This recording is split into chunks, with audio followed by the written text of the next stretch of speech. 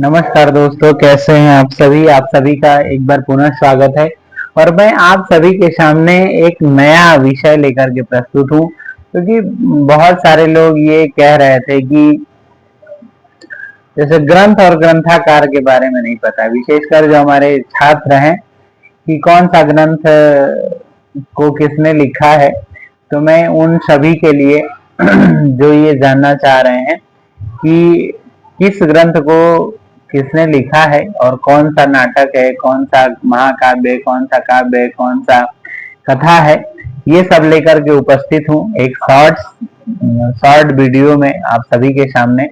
बहुत समय न लेते हुए मैं आता हूँ। ग्रंथ और ग्रंथाकार, इसमें सर्वप्रथम जिसकी बात मैं कर रहा हूँ वो है नाट्यशास्त्र। नाट्यशास्त्र के जो प्रणेता हैं आचार्य भरत जी हैं। ठीक है, भरत मुनि ने नाट्यशास्त्र का क्या किया, रचना किया। कब? ईसा पूर्व द्वितीय शताब्दी में, ईसवी शताब्दी से दूसरी शताब्दी पूर्व। ठीक है, 2 शताब्दी पूर्व नाट्यशास्त्र की रचना की। इसके बाद काव्यालंकार जो कि भामह की रचना है, और 500 ईस्वी में हुई काव्यादर्श जो कि दंडी जी की रचना है। दंडी की एक और रचना है 10 कुमार चरितम, दंडी का ही है खैर। तो काव्यादर्श दंडी की रचना जो 7वीं शताब्दी में है। काव्यालंकार सार संग्रह ये उद्भट की रचना है, 8वीं शताब्दी के उत्तरार्ध में हुई है। और काव्यालंकार जैसा कि आप जानते हैं सभी, बामन का है, 800 से 850 ईस्वी के लगभग। और ध्वन्यालोक है आनंद वर्धन जी का, जो कि 9वीं शताब्दी के उत्तरार्ध में है। और काव्य मीमांसा राजशेखर जी का है, 10वीं शताब्दी में। अभिधावृत्त मातृका मुकुल भट्ट का है, 10वीं शताब्दी के पूर्वार्ध में। और काव्य कौतुक एक इसमें थे भट्ट तौत, इनकी रचना है, ये भी 10वीं शताब्दी के मध्य का माना जाता है। अभिनव भारती जो नाट्यशास्त्र के ऊपर टीका है, जो अभिनव गुप्त की लिखी है। ध्वन्यालोक लोचन ये भी अभिनव गुप्त की है। और काव्य कौतुक विवरण, ये काव्य कौतुक ये भी अभिनव जी की है।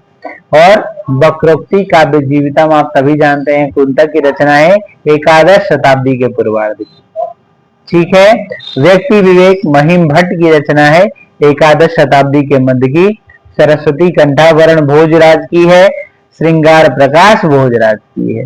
और ये दोनों ग्रंथ 11 शताब्दी ठीक है के लगभग का है। इसके बाद है भैया औचित्य विचार चर्चा, हम लोग ग्रेजुएशन में पढ़ते थे, क्षेमेंद्र की रचना है। कभी कंठाभरण भी क्षेमेंद्र की रचना है। और नाटक लक्षण कोश ये है सागर नंदी, 11 शताब्दी में। काव्य प्रकाश बहुत प्रसिद्ध ग्रंथ है, आचार्य मम्मट की रचना है।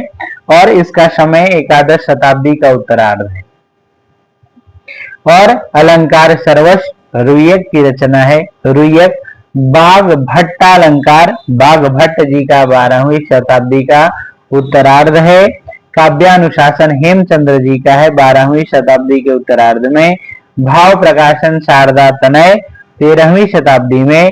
चंद्रालोक इंपॉर्टेंट है, पीयूष वर्ष जयदेव जी का है।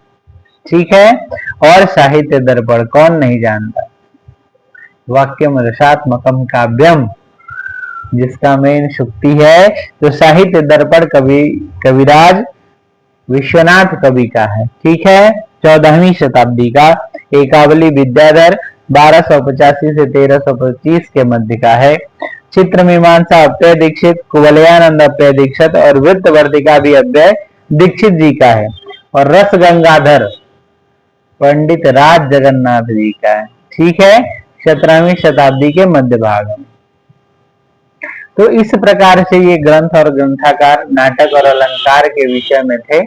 और इसके अगली कड़ी में कुछ हैं संस्कृत वाङ्मय के प्रमुख महाकाव्य। ठीक है, जो संस्कृत में प्रमुख महाकाव्य हैं, तो 3 बृहत्त्रयी हैं और 3 लघुत्रयी हैं। बृहत्त्रयी में हम कहते हैं किशुन यानी किरातार्जुनीयम, शिशुपाल वधम और नैषधीय चरितम, 18 सर्ग, 20 सर्ग और 22 सर्ग।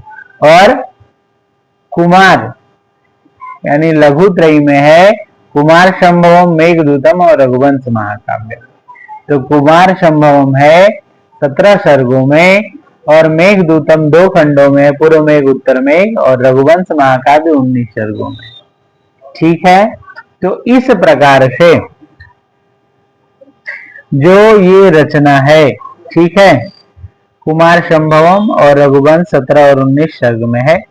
इसमें 3 लघु त्रयी हो गया और 3 बृहत त्रयी हो गया। एक और आता है महाकाव्य में बुद्ध चरितम, जिसमें 28 सर्ग है। सौंदर्यनंद 18 सर्गों में है। किरात शिशुपाल और नैषधीय चरितम के बारे में हमने बता दिया। भट्टी काव्य ये भट्टी जी का है, इसमें 22 सर्ग है। जानकी हरण 20 से 25 सर्ग तक प्राप्त है। ठीक है, और सबसे बड़ा महाकाव्य है भैया हर विजयम, 50 सर्ग में रत्नाकर जी ने लिखा था इसको। धर्म शर्माभ्युदय 21 सर्ग का है और राघव पांडवीयम 13 सर्ग का है। कुमार संभवम के लेखक कालिदास जी, मेघदूत के भी कालिदास जी और